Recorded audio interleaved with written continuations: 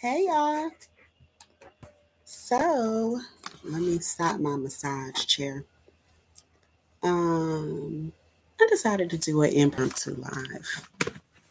I was actually doing some recordings of some things, and I said, "Well, what the hell?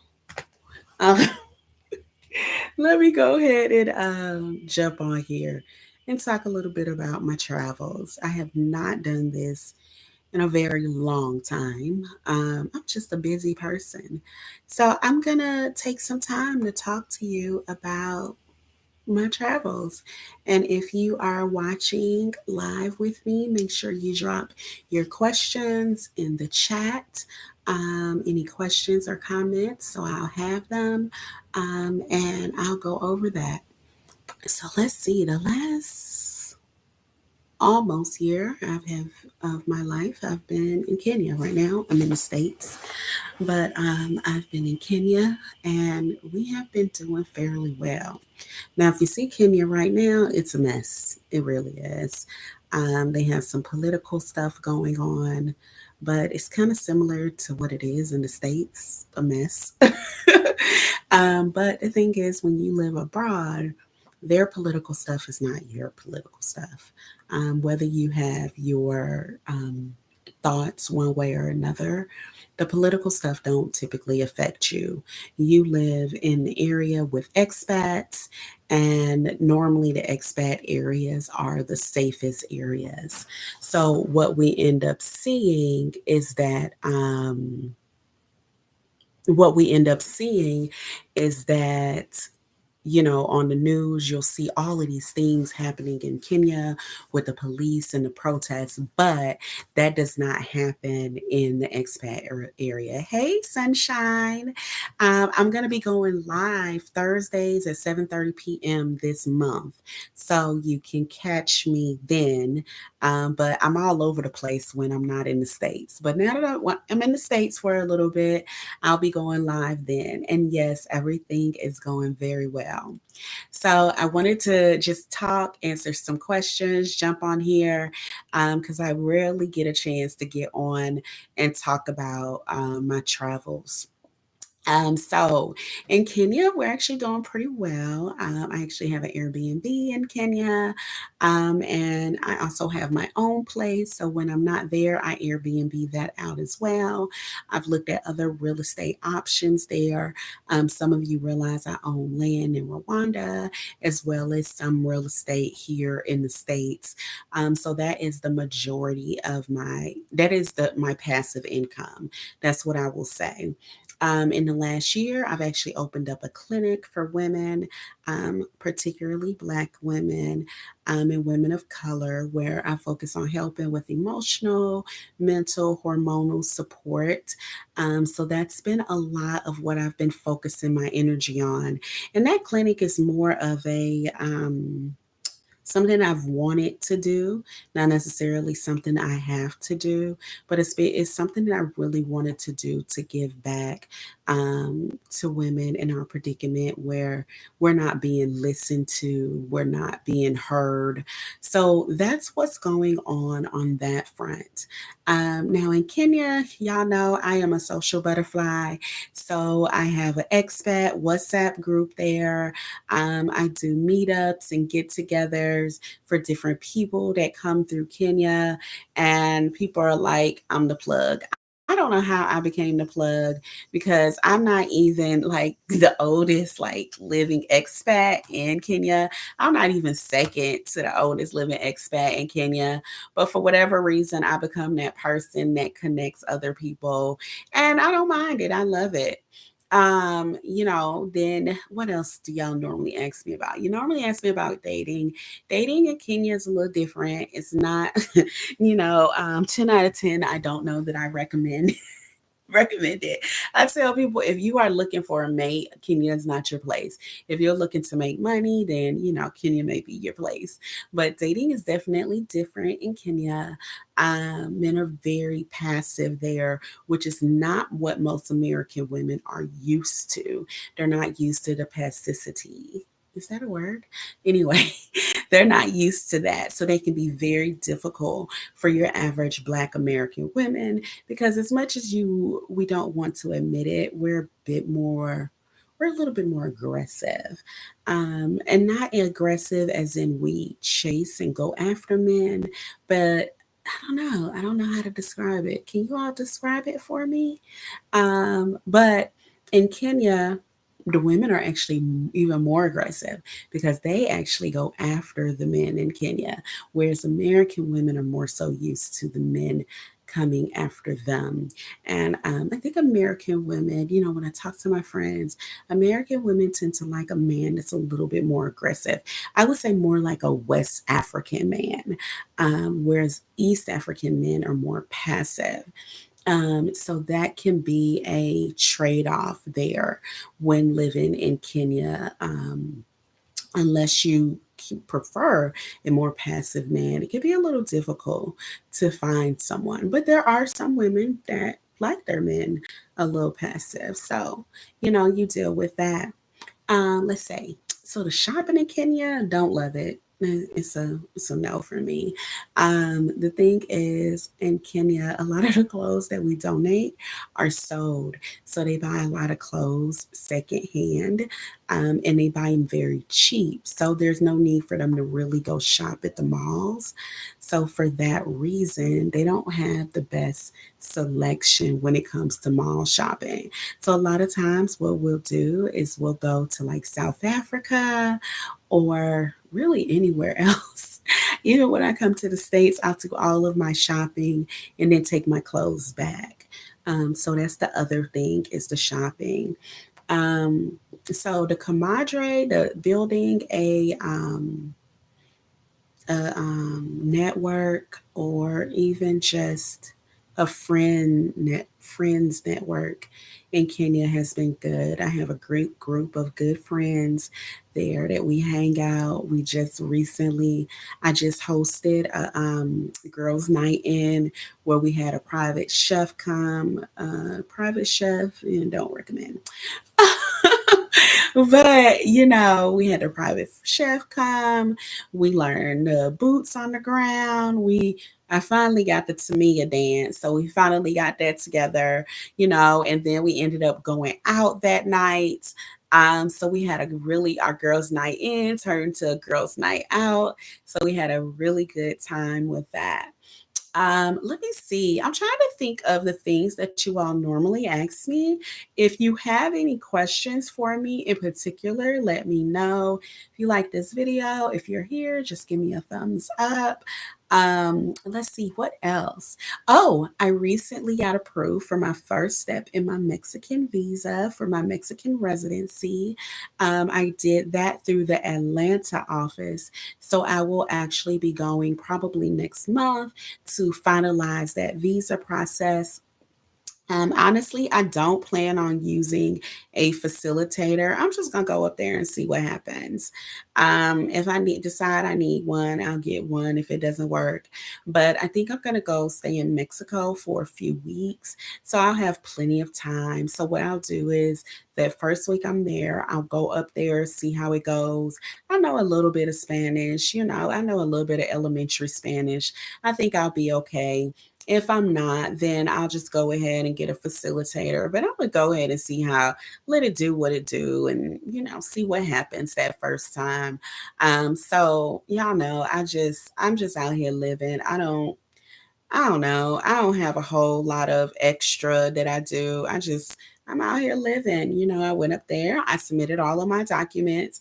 I was told to come back at 2:30. I came back at 2:30. I was approved. I got my first um portion. They give you the residency um, sticker that goes in your passport. You then need to take that to Mexico within 6 months, and they'll give you the official stamp on there as long as everything's good and approved. So, yeah, I don't think I'm gonna do a facilitator. I know so many people do, but do I really need to? I don't know. I guess I'll find out. So did the Mexican residency. I will be back in Kenya, I don't know, in about 2 months. I need to get some things done. I also do midterm, short term rentals. So that is pretty profitable for me. So I try to come every year to take a look at the mid and short term rental to make sure everything is going well.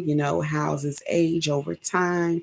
So sometimes you just need to lay eyes on it. It doesn't matter who you get in there, who you hire, you need to lay eyes on it. And for me, since midterm rentals, um, since they make more money for me than short term rentals, and Airbnb, which is the exact opposite of most people, I need to make sure it's still going strong. Right now, the market is a little iffy. So, with that being said, I'm not getting the bookings that I would normally get. And I had some issues go on with my Airbnb. So for that reason, with my last tenant, so I needed to get things done. So sometimes you're gonna have to come back and fix things and work on them and make them do what they do. But if this is supporting your lifestyle, it is what it is, right? Like we can't be out here saying this is what we want and then we're not willing to put in the work for it. So, for those that may be wanting to move abroad, for those that want to, figure out, okay, I have a home, I have a condo, I have a house, and I want to do midterm rentals or short-term rentals. I did post my link there. You can go to the link and book a coaching call. I would recommend you go ahead and book it because the prices will be going up probably in the next week or two. But if you're already booked, you get the price that you book under. So that's what I do. I still do my real estate. I don't really talk about it, but y'all, I still do it. That is still my bread and butter, especially as I continue to build up my clinic helping Black women. Let's see what else. I don't know. Oh, people always ask me about the schooling. As most of you know, my son has special needs. And he goes to an integrated school. So that's a school that with children with special needs and children without special needs. And he absolutely loves it. They do their academics. He does horseback riding. He does swimming. He does culinary. They also have piano, woodwork. He doesn't do that. He does IT, so he does computers. All of that is done in the school during the course of the school day. The horses come to them and they actually go to the pool for their swimming lessons. So there's a lot that goes on with that. These activities are pretty typical of private schools. Now I know some people say, well, what about public schools? Child, you don't live there. You're not a citizen. Your child doesn't go to the public school. Yeah, the public school, the free school is non-existent for you overseas. For some people overseas that are citizens, there is no free public education. They pay at least a small amount for their public education. So when you go abroad, know that you will be paying for a private school for your child, or you get a tutor, or you homeschool. For a while, we homeschooled and we did world schooling. So that was pretty cool. But over time, I got tired. He got tired. We didn't want to see each other every day. Like, he needed to be around some kids and I needed to be around some grown people. So, with that being said, that's what was done and he is happily doing schooling now. I mean, there just comes a chat time where your children they want to get in school. Y'all know we started this journey when my son was in single digits. He's 13 now, so he ain't trying to be with me all the time. Another thing, I have a full-time nanny, so that allows him to have his autonomy while still being safe. So my nanny actually lives with me in my home. The way my home is set up, we have our 3 bedrooms, and then there's a separate entrance for my nanny where she basically has her own room and all of her stuff. It's called the um, what do they call it? They call it I forgot. but it's called like a separate quarters for your house help or whomever. And that's pretty typical in Kenya, especially to have a live-in nanny in your home to help with your children. And then she also does my cooking and my cleaning. So y'all, I don't do that either. I'm back here now. I have to drive, and I'm like, oh Lord, I gotta drive too. This is outrageous. I don't know how y'all live this life where you cook and you clean and you take care of kids and you drive and you work. I can't believe that this was once my life. Hmm. Surprising, shocking. I don't know. I don't know. Praise God that y'all do it because I don't know. I'm like, oh honey, we're gonna have to make this money the best way we can because I can't imagine trying to come back and live this life. I'm just not about these terms anymore. I don't know. I just don't think I would be any good at it. I don't think I would make a good housewife. No. Mm-mm. I don't even desire to make a good housewife. How about that? um, Back in the States, I love to do meditation. So I went to some meditation today at a Buddhist um, center. And then I'm actually going to do something similar tomorrow. This will be my first time at this one. It's not a Buddhist temple, but I guess they do more spiritual things there. So that should be pretty cool. Let me see. What questions do you all have for me? I know I don't get on live anymore as much, and I know you all are like, girl, what are you doing out there in those streets? So let me know what questions you have for me. I would be happy to answer them. If you are catching the replay, you can go ahead and put them in the chat. If you want to talk one on one, you can go ahead and book an appointment and we can speak one on one. If you are interested in learning more about the clinic and what we offer, um, that same link tree will take you to the website and you can book a complimentary visit there. Let's see what else. So I talked about where we live, talked about, I don't know what else you all want to know. Um, I talked about schooling. I talked a little about dating. I talked about friends. I talked about my Mexican residency. And I don't know if I'm going to move to Mexico next. I may. I'm going to go there for a few weeks and I'm going to see how I like it. Because there's just some things in Kenya that I don't like and I'm getting a little tired of it. So it's hard to live on the African continent. As much as you want to live around people like yourself, it can be very difficult. A lot of scams happen in Kenya, and you really have to put on thick skin when living there. And sometimes you just want an easy life. You want things to go smoothly. And I think for me, it's a balance because I have my nanny who's wonderful, and and my son loves his school. I love my apartment. I have some really good friends there. But on the other hand, Kenya can be kind of rough. Living in Africa can be kind of rough, I think.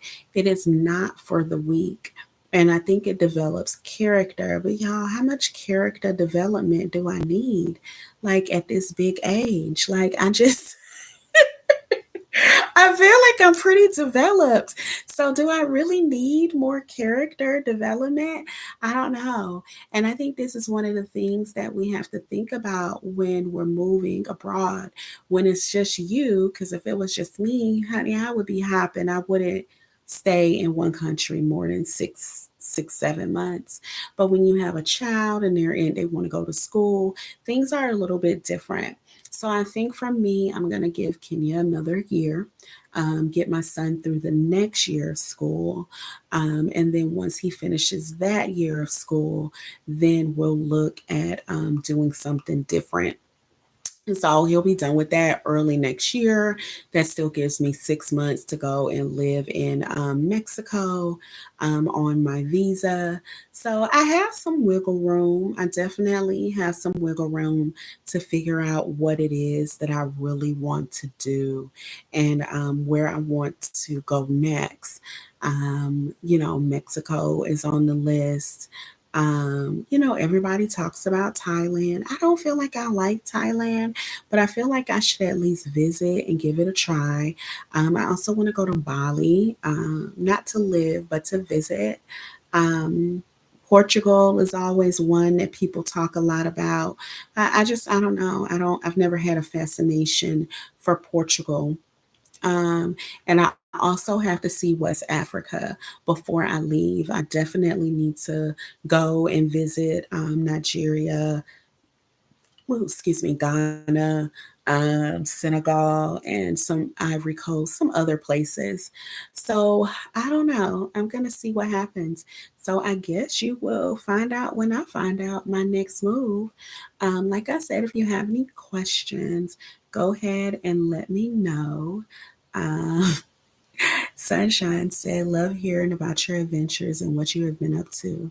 You seem to have peace, and it is wonderful. Yes, peace is very important to me. Even when people try to disturb your peace, it's up to you to create the boundaries to make sure you keep it in focus. You make sure that that stays center and everything else moves to the side. Of course, I have people that do try to disturb my peace, but there's a hierarchy to access to me. And depending on where you are in the hierarchy, depends on if I give a damn. I, that sounds awful, but I just don't give a damn about everybody and everything. The hierarchy, there's like the children, and then there's the immediate family, and then there's the outside, well, I would say the immediate family, then there's the close friends, and then at hell, everybody else comes after that. That's it. Everybody else is outside of that circle. You can't get into this circle if you're not within those two those bullseyes. So what I'm not going to do is allow people to disturb my peace. I will allow you to disturb your peace by while you're trying to disturb mine, but you're not going to be able to break into to here. It's not that easy. Um, because I feel like you could become a certain age, and at that age, it's up to you to determine what's important to you. Everybody and everything can't be important to you. It can't. Some things just are not that important, and you just let it slide off. And the things that are important, you prioritize. And those are the things that you focus on, because you can only do what you can do in a day. Whatever you can't do won't get done. It just has to wait. It has to wait till tomorrow. It has to wait till next week. It has to wait till next month. It may have to wait till next year, because you are one person and you get done what it is that you can. And the sooner we accept that we are not Superwoman, the better off we will be. Because so many of us are trying to throw on this cape and do everything while ignoring ourselves, while we're disintegrating and saving everybody else. And people will get upset when you speak your truth. People will get mad when you tell them that they're not that important. Um, but they will deal with it. They will make it through, and they will move forward, and life will go on. And that's what we focus on. It's life going on. And the thing is just let it do what it do. So I think that's about it for me. Let me know if you all have any other questions. I'm looking at YouTube, and oh Lord, it's changed so much since I used to go live. But I'll try to do a few more lives while I'm here in the States because I know this time corresponds with your time. So I try to go live when I'm here and reach out to my audience and let you all know what I'm up to.